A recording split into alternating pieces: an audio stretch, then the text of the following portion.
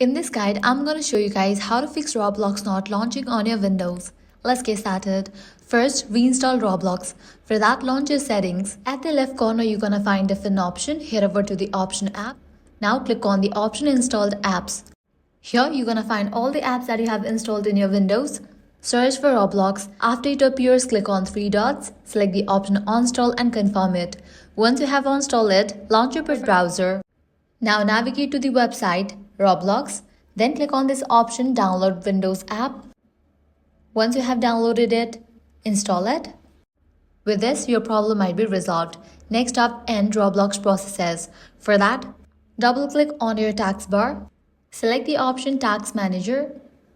Now here, navigate to Processes tab. Then search for Roblox. After it appears, double click on it and select the option End Task. Likewise, run Roblox as administrator. For that, head towards the file that you have just downloaded. Double click on it, select the option Properties.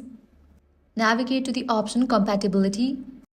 Now check in for the option Run this program as an administrator and click on Apply and OK. With these, your problem might be resolved. Lastly, clear temp files. For that, search for Run. Now type in %local app data % and click OK.